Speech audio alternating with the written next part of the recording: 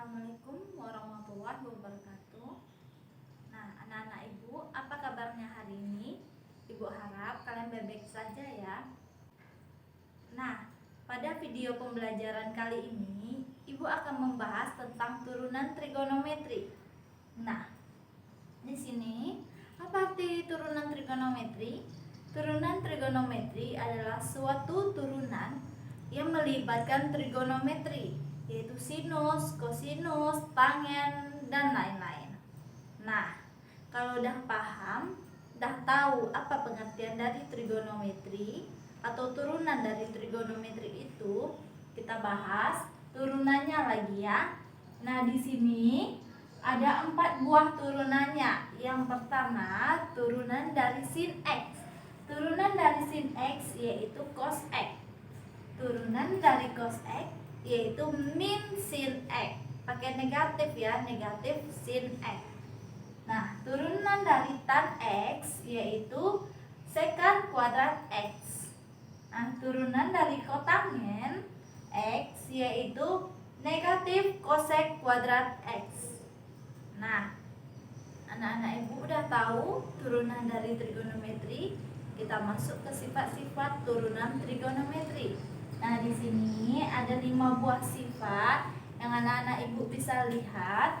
Yang pertama yaitu Y sama dengan KU. K ini merupakan konstanta. Nah, turunannya berarti Y sama dengan K U aksen. U aksen ini berarti turunan dari U. Nah, yang kedua Y sama dengan U positif negatif V. Nah, bisa U ditambah V atau U dikurang V.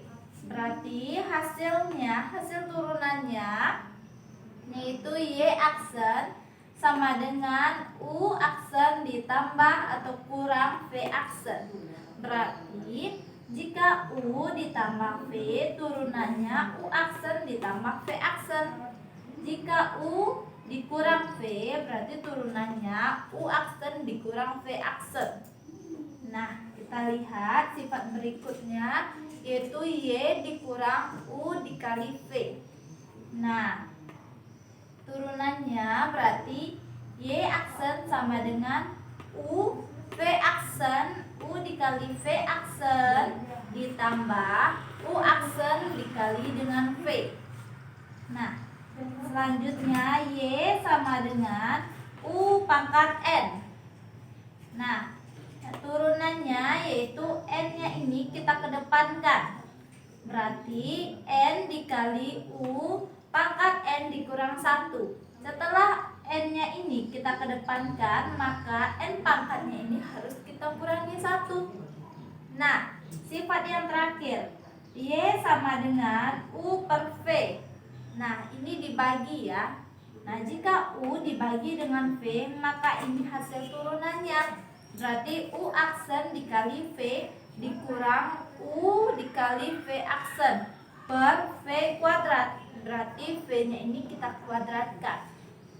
Nah, biar anak-anak ibu lebih paham lagi tentang turunan fungsi trigonometri, ibu akan memberikan contoh soal. Kita masuk ke contoh soalnya. Nah, yang pertama, tentukan turunan dari Y sama dengan sin 5X. Nah, anak-anak ibu bisa lihat Y sama dengan sin 5X. Nah, yang ini sesuai dengan sifatnya yang pertama.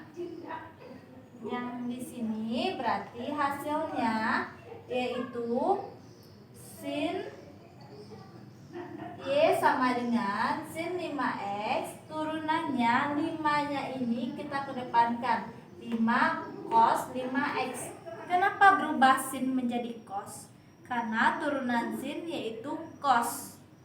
Nah, anak-anak ibu, jika udah paham yang nomor 1, kita lanjut contoh soal yang nomor 2. Nah, nomor 2 ini tentukan turunan dari Y sama dengan cos 5X ditambah sin 5X.